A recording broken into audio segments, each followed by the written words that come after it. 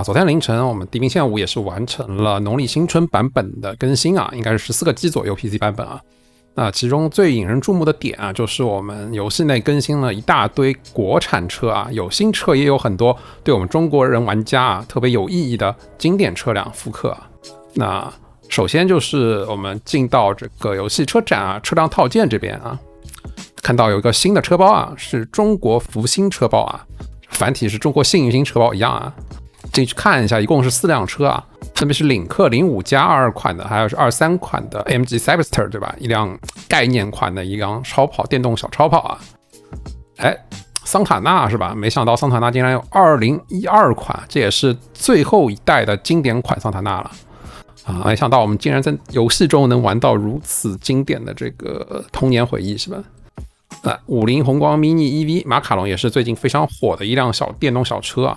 那它的配置在游戏中就比较离谱了回头可以给大家展示一下满改之后的这个 mini EV 马卡龙有多么恐怖那今天我们首先关注的就是这辆80年代90年代人的经典回忆也是这个童年的记忆了。桑塔纳其实相信很多90年代生的人应该已经见到这个板桑是很少了，大部分是公务车因为那个年代其实一开始桑塔纳大部分是作为这个公务车出现因为它开始的时候桑塔纳是非常贵的，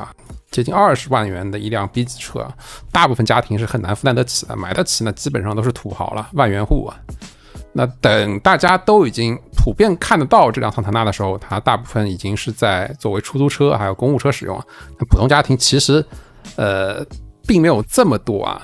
桑塔纳存货那我们特别是90年代生人看到的基本上都是有记忆的，基本上是2000型或者是 Vista 后期款了最早桑塔纳其实是大众的帕萨特 B2 平台衍生出来一个车型在巴西日本它叫桑塔纳其实寓意就是美国加利福尼亚的一种旋风同时它也在美国本地生产过那大众很明显取这个名字的寓意就是想让它像旋风一样席卷全球是吧？那来到中国桑塔纳最开始是其实是有段波折的桑塔纳它的引擎其实来自克莱斯勒的一款小排量的 1.6 升化油器的4缸引擎那为什么会套了一个大众的壳呢？那是因为当时克莱斯勒给了引擎的生产线平台，但是整车平台价格却太高上海汽车很难承担，这时候大众就插进来了，大众火速把桑塔纳的这个整条生产线引入了中国并且搭配上了这个克莱斯勒道奇的这个引擎那这样我们熟悉的这个87款经典桑塔纳就诞生了。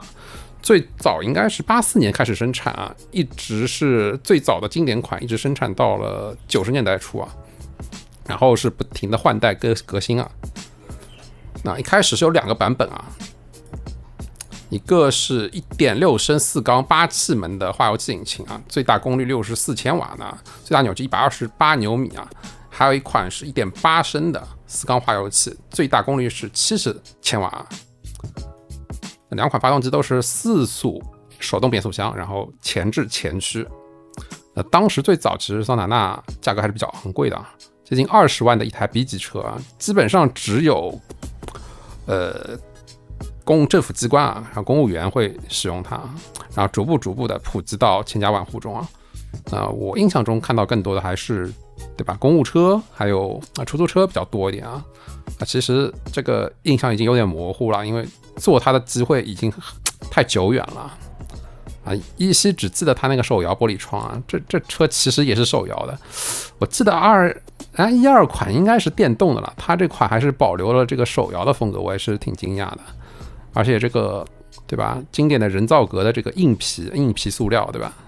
梆硬的这个皮革纹的塑料也是非常经典的一个配置当时一开始我记得最早这个屏幕这个仪表还只是绿色背光灯的一个机械表，这款已经是有这个液晶指针了。我们听一下它的引擎声原厂动力听起来非常孱弱，但其实对于它这个 1.1 吨不到的小升版来说已经足够了，不到100匹的动力94匹应该是对它这车重来说是足够了。并且桑塔纳还有一个众所周知这个特点，对吧？路面适应能力非常强。你看它这个悬挂就非常离谱啊！作为一个 B 级轿车，它悬挂非常高，离地间隙非常好啊，对吧？拥有桑塔纳走遍天下都不怕。那当时也是针对国内的一些土路环境特地去特调了它这个悬挂系统，所以说更能适应中国人的这个国情吧。那我们是开出去慢慢说啊。我们现在看到的这款应该就是2012年生产的啊，桑塔纳87经典款。它一共应该是分了5、6代了，最早就是这一款87年的板桑，对吧？这应该是原汁原味，基本上没有变过啊。驾驶手感还是那么的扎实啊，可以看到它侧倾其实不是特别大啊。虽然它悬挂离地间隙很高，但是侧倾并不是很大，它的悬挂支撑度是非常棒的，这也导致它可以适应非常多的这个恶劣路况和复杂路面啊，越野拉力都不在话下，是吧？而且我感觉普桑就是要有一定这个悬挂高度才有味啊。等后来的桑塔纳2000、桑塔纳3000、桑塔纳 Vista， 还有这个之后推出的新款桑塔纳就已经逐渐失去了这种硬朗的这个驾驶画风啊，越来越变得这个现代化，对吧？柔和了。相信做过新款桑塔纳的大家应该会有感受啊。虽然马力是大了，100多匹了，这款老款的应该是只有94匹啊。看一下啊，对，94匹，但它其实12款的已经用上了1.8升的这个燃油直喷的应该是EA113的引擎了。看到扭矩已经去到145牛米了，最早的87款只有128牛米啊，就是说动力还要更加孱弱一点。但是就是坐上去一脚地板油，还是让人感觉非常有劲的。一方面也是得益于它的悬挂是非常的这个结实耐操啊，然后它整车也非常轻巧啊，基本上都是机械连接啊，没有太多的电子辅助系统干扰啊。那时候也没有什么 ABS、ESP 啊，没有什么 TC 啊，没有任何的电子系统辅助啊。到后来的这个桑塔纳2000啊，虽然车身更宽了，这个豪华度更多了，电子辅助系统也加入了，但是就是没了老板桑的那种硬朗的画风、硬朗的驾驶感受啊。老板桑真的是，会坐过老板桑出租车应该是有这种感觉啊。这车小小的，但是蕴含着极大的能量啊，加速非常恐怖啊。那它想飙起来的话，你绝对会吓到的。看到仪表已经切换成新时代的这个夜光的仪表了。最早我记得应该是一个绿色灯泡照着一个实体表啊，完全没有这种背光灯的是。它甚至还有一个支持 MP3 的 CD 机碟啊。但是整体的这个内饰配置还是原汁原味啊，没有变化，甚至还是手摇的玻璃窗啊。就是这个手动挡怎么没有换挡的动作呢？这个 P 就偷懒了是吧？那我们也是进车展来看一下这辆车的一些改装部分啊。这辆车改装也是值得大说特说的，它基本上囊括了我们地平线5中所有的经典发动机型号 Swap 啊。来，我们点一下一共多少款？1、2、3、4、5、6、7、8、9、10、11、12、13款发动机啊。那基本上是跟50宏光一个级别的待遇了啊。那我们细细数一下这些发动机，大家有没有认识的，或者是能一口气直接脱口而出的，对吧？第一款啊，思域 Type R 的这个 K20A 啊，也是一款经典的直四发动机啊。接着是直四 2.0 Turbo 的，也是我们日产啊飞兹 S15 啊，一款经典的这个 SR20 DET 的一个发动机。两款是代表了 JDM 辉煌时期啊。6.2 V8 就是美式肌肉的一个浓缩啊。LS3 啊是我们 Super Sport 科尔维特的发动机 Swap。2.6 升直 6TT 就是我们大名鼎鼎的 RB26 了。GTR 234身上的一款 RB26。1.6 升直四 Turbo Rally 这款其实是没有在我们地平线系列中收录的，也就是说没有对应车型的，应该是一款专为拉力开发的一个小排量的这个替换引擎啊，也算是赛用引擎了。好，7.0升 V8 这款应该知道比较少啊，科尔维特科迈罗的引擎啊，15款的科迈罗的引擎啊，3.8升 V6 TT，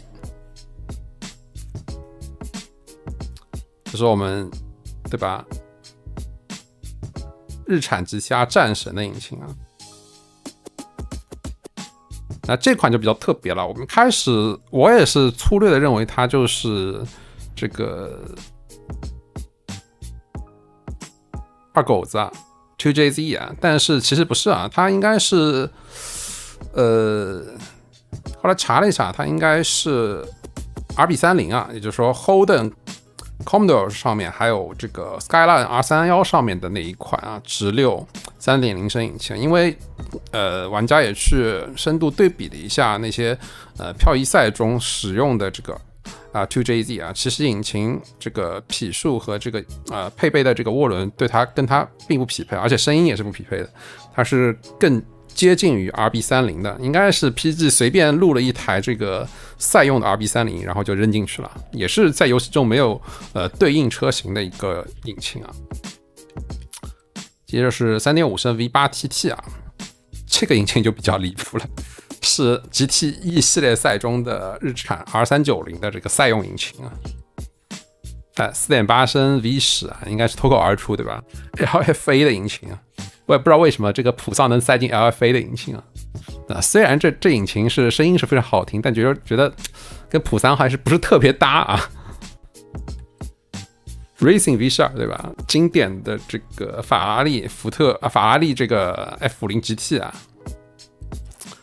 Racing 7.2 V8 也是我们经典的 Meta 引擎了，是那辆赛卡 RJ Anderson Pro Track， 也就是那辆北极星赛卡上面的这个赛用引擎啊，懂的都懂啊。那最后就是大名鼎鼎的四转子 2.6 升四转子啊 787B 上的这个赛用引擎啊。好，接着我们看一下这辆车其他部分的改装件的情况啊。改装件还是比较丰富的啊，基本上能改的这个部件属性都给上了。原厂引擎啊，这个 1.8 升然后直喷的四缸机是能给到一个单涡轮，还有一个离心式激增啊。我们看一下单涡轮情况下它的最大改装潜力啊。382匹啊，稍微有点小啊，但是我们看到它车重如果是减轻的情况下，4驱啊。加上这个减重的话只有1吨啊，所以说如果它换上一副大马力引擎的话，潜力还是不错的。我觉得它可能跑一下拉力或者越野吧，毕竟它的悬挂行程是特别适合拉力越野的。板桑嘛，对吧？这个路面适应能力是绝对的1等1的强者。其他改装我们看一下，刹车啊、悬挂有漂移悬挂，跑车、街车、拉力、赛车啊一应俱全。防滚架这个减重啊，减重完了 1.35 吨 1.035 吨那可以啊。变速箱、传动轴啊，这个差速器。轮胎我们着重看一下，轮胎是比较可惜的一点啊。那拉力的话应该是堪够用吧，我估计。那你要跑公路的话肯定是不行了，这个胎太窄了，实在是。前后最宽只有225啊，带了一个这个轮距提升啊。那老样子的一个爆款前唇尾翼，这一点还是希望 PG 早晚能改一下，实在是太丑了这个爆款。那话不多说，我们改成漂移版本啊，直接上山间坡给大家漂一段。